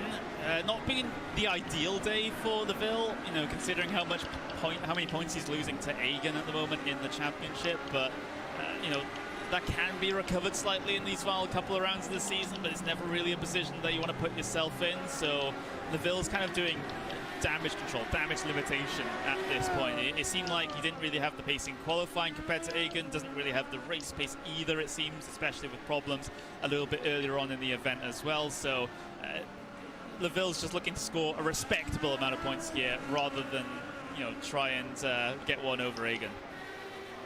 Yeah, I think this is definitely a case of points loss mitigation for Laville. He's got to be smart, and he came out within a couple of tenths of Schwabauer, although he's now dropped back to a second back. But this is definitely the case where he's got to be thinking big picture and say, okay, I made a few mistakes today, but I can't make any more. I've got to just put my head down, accept where I am, and take whatever points I can get out of this, because there's still, including the last Triple Crown race, there's still a lot to play for in this championship and a lot more racing to be done. So you can't get too caught up in what's going on today when you're that close in a championship. By the way, Chin came down in to get his final pit stop served, and he still came out ahead of Egan by 13 seconds. So that's how much of an advantage Chin has in this event, where he's just kind of not able to, well, he can't concern himself with anyone behind at the moment because no one else is in the same postcode, or rather we're in America, so the same zip code as Chin at the moment. So, you know, he's just having a typically fantastic drive there. Very experienced IndyCar driver indeed is that driver at number 93. But in comes then the car of Robert Grosser. So he's in. June stays out. So this is a little bit different compared to what we saw in the last pit stop cycle, where Grosser and June came down in on the same lap. June this time is at least able to go at least one lap longer. Yeah, so this lap right here is everything for June. If he can get back out in front of Robert Grosser, then he potentially has a shot at a fight between Altena and Crawford, and that potentially could lead him to a podium finish here. So everything comes down to this pit stop for Robert Grosser going as smoothly as it possibly can, and June on track, laying down one heck of a good lap for his lap coming into this pit stop, because I can almost guarantee you that he's going to be coming down in this lap or the next. We've got to watch Crawford come down in as well, because we want to see where he comes out in relation to that number 82 and of course the 71 of Alterna as well, which has been that battle for podium positions. Here comes Alex Crawford in then, going a good handful of laps longer than what Alterna was able to manage, but Alterna, you know, over the so at least there's only two cars now for for Crawford to be concerned about in just a couple of moments' time. Here we get Mustonen coming down in at the moment for his final pit stop service. Where does he come out in relation to, in particular, Lucas Leville? Oh, he comes side by side with Joshua Chin off the pit lane. That's at least on my view, but that looks fine to me. And Leville actually gets past Mustonen. Yeah, Mustonen ran wide after he went side by side with Josh Chin there, and he got slowed up on the exit of turn 2, and that's what cost him the position to Leville. So that also means that Schwabauer was able to jump Mustonen as well. So I'm almost wondering if Mustonen had a little bit of an issue, because he was, I think, 5 or so seconds in front of Schwabauer coming into this whole pit cycle. Pit stop time looks fine. Pit stop lane time also looks fine. Let's see the replay coming off of pit lane. This is the race leader, by the way, just about able to get to the inside there. Forced him a little bit wide. There's Leville heading his way through. That's the only invitation that he needed to try and take the position there. And continuing back onto the live pictures now. So still waiting for Egan to come down in for his final pit stop. Still waiting for June. No, June, he's out into the barriers. Oh no! So this is what can happen, is especially as the tires go down and wear down, you're pushing as hard as you can. June was absolutely going 10 tenths, and just, I think it was that same thing where you just turn in a little too much and you get loose and it just snaps on you. Oh, just the rear getting into the barriers, that's going to cause well, at best, rear wing damage. At worst, rear suspension damage. But we'll oh, that car does not look okay. I'm just looking at June on my view right now. Struggled through turn 7 that time. So this is a bit of a gift right now for Alex Crawford. Maybe, just maybe, he, or rather, not Alex Crawford. It was Robert Grosser. Robert Grosser, there we go. I was waiting for you to correct me there. But Julian Altena, well, he's very much concerned about Alex Crawford at the moment, as he's gotten himself back into a position that he might be able to challenge. June does come down on towards the pit lane, but that's a lot of lost time and potentially some damage to repair as well, if it can even be repaired. Yeah, I'm almost certain there's going to be some rear suspension damage. He might have gotten away with it. Oh no, Crawford! Crawford around through turn 2. No, we were looking forward to that battle, but Crawford just overdrove the second turn. Car just slid out the rear end, didn't want to comply. And Altena, in his first Classic IndyCar Series race, up into P3, potential podium finish for the 71. And that is a direct result of all of those lunges that Altena made. There was so much time that Crawford had to spend looking in his mirrors, and then Altena had just made it back onto Crawford's rear wing again.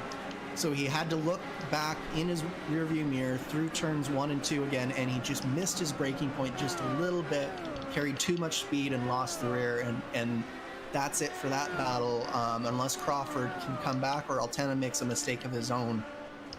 Meanwhile, June has actually come back in right in that battle with Lucas Leville and Thomas Mustonen, and it does look like he's gotten some of that damage repaired, and his rear wing actually doesn't look too bad, but it did cost him a lot of time.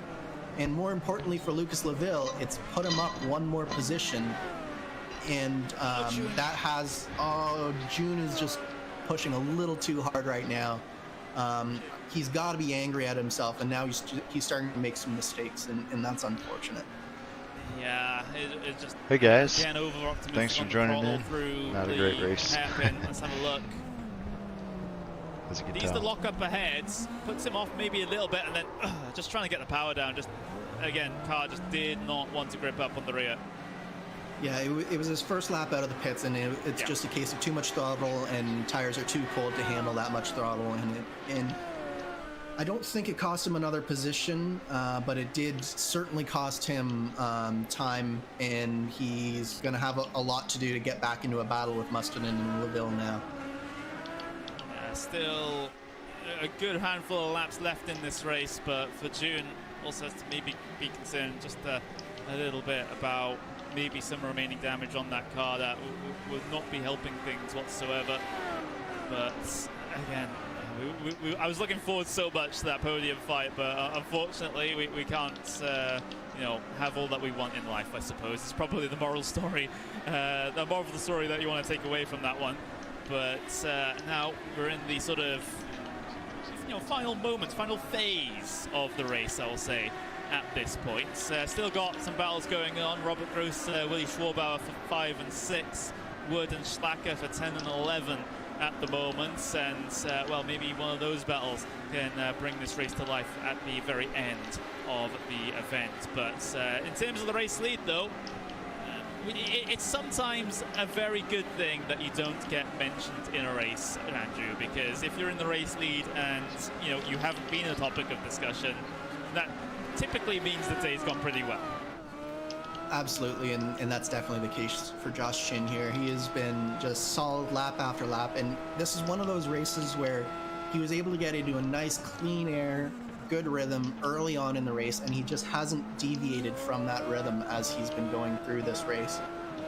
It's just been consistent lap after lap, just extending, and he's just put on a clinic here, really, and hasn't put a foot wrong yet.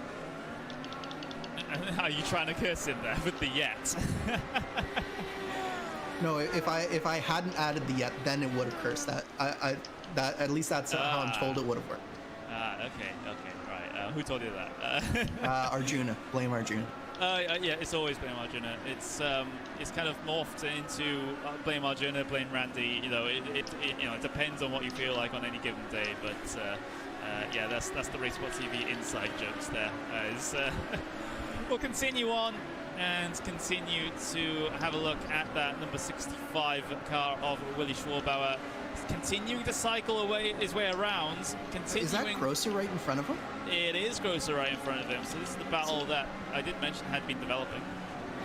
And it is now developed, and we can see that there's actually a little bit of front wing damage on Willi Schwarbauer's car. So I'm wondering if it developed off camera a little bit more than even we realize at this point. Possibly. So doesn't seem to be affecting his pace much at all. He's still able to keep up with Robert Grosser, that's for certain. So come on, getting away with one slightly there on the brakes into that final corner. A little bit of a lock up there from the Vortex car ahead. That seems to be the Robert Grosser special at the moment. It's just a puff of white smoke into the heavy braking zones here. Well, it's not too kind on the front tires, I suppose. No, it's definitely not doing the front tires any favors, and this is actually a sort of a trap position for Robert Grosser because he spent probably. Who was that? Oh, was that that was Baird once more. Baird's car really doesn't like the crests.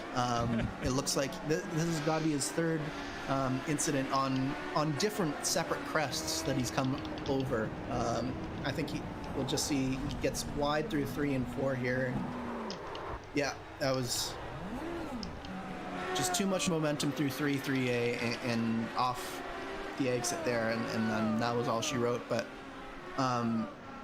Grosser is in this position where he was under fire for so long in this race from Martin June, and then for the last 5 or so laps, that pressure's gone away, and now all of a sudden Schwarbauer is right on him again. So this is sort of very touchy territory where you have to get back into that mentality of sort of being the hunted party here and defending again after he got out of it for a little bit.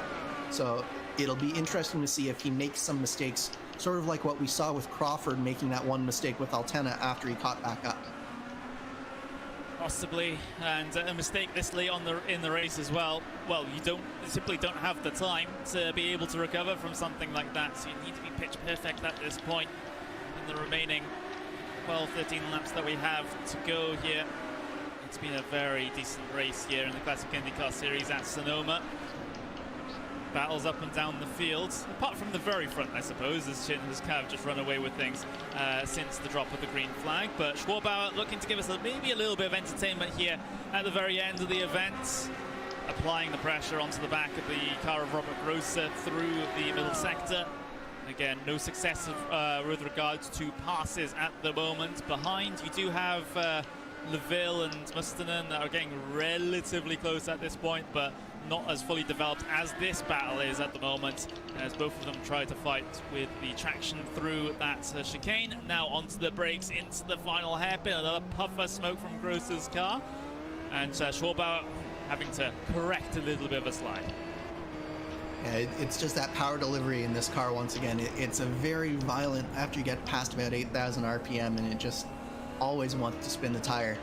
But Schwabauer is doing everything he can to put Grosser under pressure again. It's going to be very difficult as we get down to the end of this race for Schwabauer to get by, but if anybody can, Schwabauer has demonstrated that he's one of the best at passing at this circuit throughout this race, so I wouldn't put my money past Schwabauer making a move in the next few laps or so.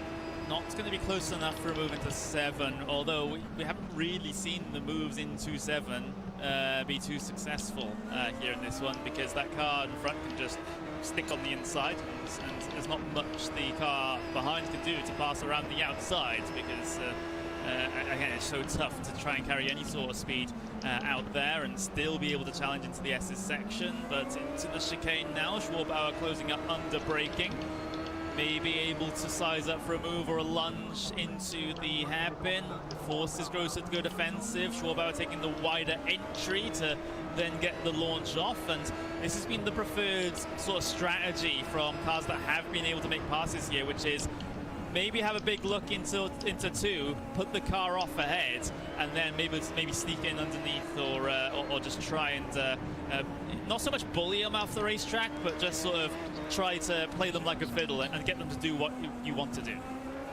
Yeah, and the other thing that Schwabauer has got to be doing right now is he's got to be studying Grosser intently and seeing where he's going really deep and where he's locking up those brakes, because we've seen Grosser lock up the brakes probably more than anyone else on the circuit right now. So when Schwabauer sees that puff of smoke, he knows that he's going really deep, and that's a potential mistake that he can take advantage of coming out of the corner. Confidence though from Grosser, just saying, okay, I'm not going to defend the inside hits at 10-7. I don't need to. I don't think Schwabauer's going to dive it down in the inside there from that far back. You know, it's optimistic, you know, because you can't always control the bad decisions of other drivers. But Grosser just thinking, okay, I'm not going to bother defending the inside if I don't have to. You see some drivers just defend the inside anyway because that is, you know, quote unquote the safe option. What's happened to June again? Oh, it's another little problem, or rather big problem, into turn 6 over the crest again. Yeah, I suspect that he had a little bit more damage that wasn't able to be repaired, and it just caused his car to be extremely loose for this final stint. And it's just that crest, if you have a loose car, it's very difficult to hit the exact right spot lap after lap, and it's caught out another one. Unfortunate for June, because he was looking so strong for so long in this race, but you have to do all 80 laps, and 80 laps, it's a long race. It's an endurance race. It's a full-length IndyCar race, and it takes a lot from you both physically and mentally to do a race this long, and just one mistake can cost you, and that's what's happened with June. Here's a question, and probably a challenge for Joshua Chin. Can you lap the entire field with the 9 laps we have to go? He's got to be looking close, isn't he? Altena's definitely in his sights. The real question is, can he get all the way up to Egan? But what is that? He's got a 62-second lead in 72 laps. So maybe if he hadn't been held up on that one pit cycle, he could be lapping the entire field here. It's just been a clinic from Joshua Chin so far in this race. It's been fantastic from the 93, I gotta say. But battle for the number 5 it is then, though. Still between Grosser and Schwabauer. Schwabauer following as closely as he dares through the first sector, getting close once again into turn number 5. But again, you just got to think about the calculated move here. He's closer than he has been before into turn 6 now. Is that a mistake there from Grosser? He goes very wide through turn 6, but he's able to recover it quite well and not allow Schwabauer an opportunity to get himself an overlap. At least there's another mistake from Grosser though into turn 7, but he has the gap to deal with it. Oh, you can tell that Grosser is just feeling the pressure from Schwabauer. He is doing everything he can to keep that car behind him. but Schwabauer is not letting up the pressure. And look at right behind Schwabauer. Isn't that Lucas Leville, who's potentially looking at a top 5 if he can get by these 2 cars in the next 8 laps?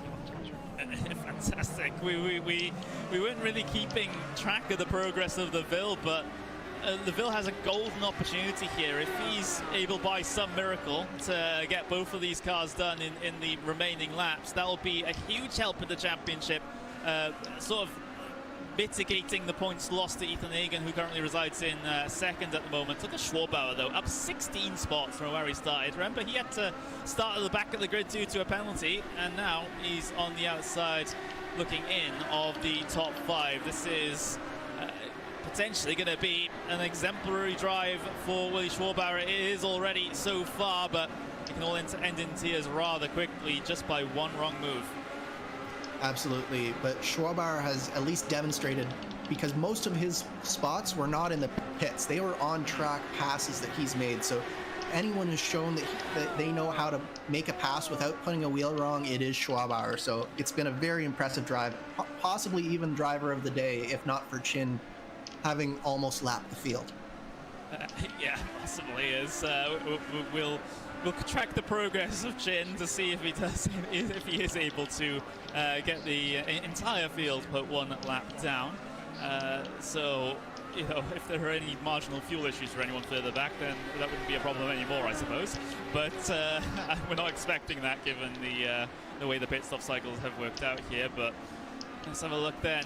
As lap 74 of 80, we're getting very close to that point where, you know, getting to the ends of the stints here, starting to get to the end of the the useful operating range of the tires, getting towards low fuel loads as well. So it's all those factors starting to come into this one now. And well, Schwabauer still attempting that run through turn 6 out into the gravel, out into the dirt a little bit, excuse me. Across the curb there, now on the brakes into 7, a little bit of a puff of smoke again from Grosser in front. This is starting to get a little bit too hot for my liking. Yeah, it's getting spicy for sure. And one of the things to keep in mind is, for the first time in this race, we're really seeing some differentiation in pit strategy as well. Because Grosser and Schwabauer were not pitting necessarily on the same lap, so you might be seeing a little bit of tire differential here coming into play as this race winds down. Same with Lucas Leville. That last pit stop was much more spread out than the first one was, and it could be making for a very spicy finish. Oh, getting close through sector 1. Schwabauer trying maybe something a little different compared to what he's been attempting so far in this one. I get the feeling that Grosser has taken a little bit too much out of his tires due to all those front right lockups that he's had. That's not too kind to the front tires whatsoever, and this is where it starts to really hurt towards the end of these stints here. Schwabauer, he's been driving aggressively as well, yes, and in the dirty air, but it seems like he still has the pace here. Looking to the inside of turn 7, there's a gap open on the inside here that Schwabauer can use to try and squeeze his way through. There's a little bit of contact between the two as they head their way into the S's section, and Schwabauer is through. Schwabauer up into 5th place after starting at the back. What a move from Schwabauer. You had to think that he knew that that's where the move had to happen. It didn't look like he wanted to make the move there, but it had to happen there simply because of the run. He kept on getting through the carousel, and he was finally just that maybe 2 meters closer to Grosser that lap than he was on any previous lap. Ends it down the inside. What a move from Schwabauer. Just a little bit of contact, but really overall a clean move and a great move from Schwabauer to get that top 5 with just 4 to go. The inside wasn't covered off there by Grosser either, so you know, I think Grosser just got into more of a comfortable spot. Like I said before, he didn't usually feel the need to cover off the inside there into turn 7, but this time he really needed to, and just allowed Schwabauer just to find the overlap there. There was no movement in response there. Of course, there's only a limited amount you can do in the braking zone with regards to moving, but I think Grosser kind of sealed his fate as soon as he didn't move to the inside before the braking zone. Yeah, you saw how very little overlap that there actually was there from that top angle, and it's just great to see that type of respect from both of those drivers. Schwabauer very easily could have locked up the brakes and taken them both out at that point. At the same time, Grosser gave him just enough space to make that move happen and happen cleanly. Great battle, great move, great racing there. Now, where does LaVille factor into this one? Because yes, you know, both Vortex sim racing cars here for Grosser and LaVille, but does LaVille say, okay, I've got a championship to be concerned about here, so maybe a little bit of a swapperoo between these two, I don't know at this point, but you know, with a handful of laps to go, certainly wouldn't be surprised unless they're deciding, okay, we're just going to fight it out here for this position. That's certainly the more preferable option. A little bit of lap traffic ahead. I think that's Wilson, that is Jamie Wilson, that is damaged and lapped at the moment. He gets well out of the way indeed. Schlacker having to come down in for a final pit stop here, maybe a bit of a final splash and dash, although saying that, maybe drive-through penalty, because you know, instant limit to be concerned about here. He was only 11 laps in this stint. Yeah, I think it might be a penalty for Schlacker, but this battle, prized if with this much time left in the season that there would be team orders between these two, I think that they're going to fight it out.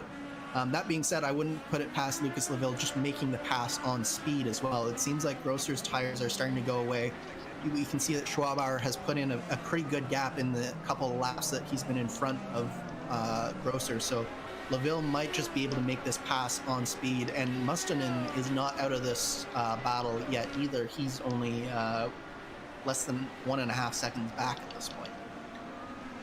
Maybe that's a little bit more encouragement for Vortex to try and get the switch around here, because Mustonen is indeed closing in. So if these guys have a bit of a ding-dong battle, then Mustonen might be in a position to try and capitalize on anything that might happen between the two teammates. Yeah, so it's something that these guys have to think about at this stage. LaVille has to think about his championship. Grosser has to be, you know, just thinking about salvaging P6 from this race after a fantastic battle with Willy Schwabauer. But let's see how these guys sort it out between themselves here at this point. Joshua Chin is getting close to Egan, almost going to be able to put a lap on the entire field here. I'm pretty sure he won't be able to make that a reality here at the end of this one. A little bit of a lockup again from Grosser in towards that chicane. It's been characteristic of his driving here today, those little lockups. Again, another little lockup into the hairpin as well, as LaVille continues to close in as they head their way across the line to start the penultimate lap here.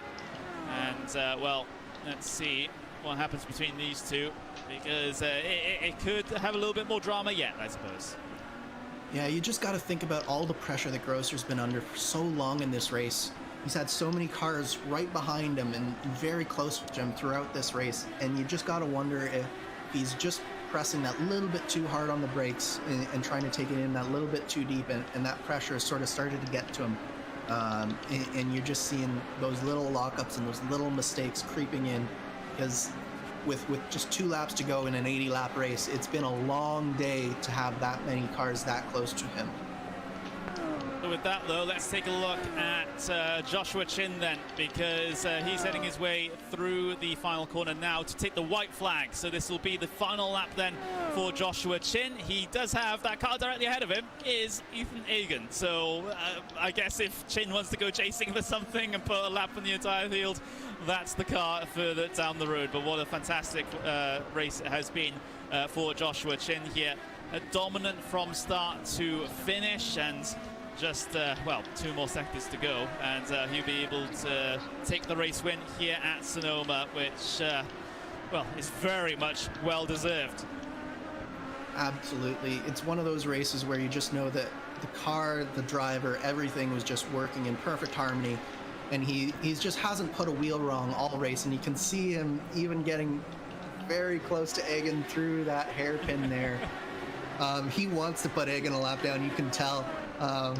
He knows that he's got this win in the bag. He could probably get across the line even if he makes a mistake at this point. So he's looking to get that last car on the lead lap done right here. Connery, why don't you take it home with Josh here? Let's have a look. Joshua Chin versus Ethan Hagen to put an entire lap on the entire field, and Chin is able to make it work. What a dominant performance from the number 93 Team Chimera machine. Dominance at Sonoma for Joshua Chin. He takes the race win here today. Ethan Hagen home in second place behind after an error through the final turn puts him 1 lap down. Looking backward to Willie Schwarbauer. Well, Schwarbauer is going to come across that the one's line. over. P number 5, Robert Grosser, P6. LaVille made an error on that final terrible. lap through the first sector, which means he's only Well, good of enough all for days, P7. today is the He worst won't be day to able like not be able to try and focus chase at all. Grosser for that P6. So P7 it is for Lucas LaVille. Here comes Jan Hoffman and for Vortex as well. It's crazy. He comes across the line in P10. And we're just waiting for the rest of the field to trickle their way through. But look at that. On the left-hand side, Andrew, +1 lap or more all the way down. Just an incredible drive from Josh Chin. Quiet drive from Ethan Hagen, but really good championship winning type of drive from him to come home in second place. He ran a nice quiet race the whole time. And then what can you say about your debut being on the podium in third for Julian Altena? That's got to be a great feeling for him in his first race in this series to come away with a podium after a great battle with Alex Crawford for so much of this race. There he is out there for Velocity Online Racing, number 71. 1 race, 1 podium for Altena. Great stuff indeed. That's, of course, he's not in the chance of anything, at the end of the season here due to joining so late. But, well, a sign of things to come, perhaps, maybe in the next season of the Classic IndyCar Series, where Altena, based on just this one performance, might be able to be a force to be reckoned with. We'll track his progress over the next couple of rounds to see if he is a true competitor. But there's the celebration for Team Chimera. There's the celebration for Joshua Chin, taking the race win here in round number 8 of the Classic IndyCar Series at Sonoma. Joshua Chin can do as many burnouts as he wants. I was gonna say, usually if you get rear-ended, you usually win that. Gonna get himself towards the top of the standings and extending the points gap as well. Back to Lucas LaVille. He finishes in second place. Julian Altena, first ever race in the Classic IndyCar Series, comes home in third place. Alex Crawford in fourth with Willie Schwarbauer inside of the top 5 after starting pretty much at the back of the grid. Robert Grosser finishes in 6th place here today with Lucas LaVille in 7th with the damage limitation drive. Thomas Mustonen in P8 with Andrew Wood in P9. Jan Hoffman rounds out the top 10 today after 80 laps. Marshall Stanley in P11 with Hannes Piktonen in P12. Stefan Schlacker finishes in P13 here today, 3 laps down. Franz Joseph Stum in P14 with Andrew Aitken in P15. Randy Shoemake in 16th today with Jamie Wilson 17th. Josh Bett 18th. Martin June 19th after a decent performance in the early portions of the race. It just seems like things unraveled rather quickly for Martin June. Stefan Rossman in P20 today with those last couple of drivers at the very bottom of the results order. Caleb Weekly, David Lodell, Dave Lodell, Vesa Gilha Olila in P23. Well, the thing is, when they review these, they'll review any incident that triggers in. Hold on, before you go anywhere, look at that number from Josh Chin. We missed that on lap 78. If not, then I'll make shattered sure the it gets record put in there because here for this racetrack. I believe it was in the 1 minute 15 second range. He did a 1 minute 13.8 on lap 78 of this race. You tell me he wasn't trying to push to get that whole field a lap down there. Was it 113.8? That's faster than his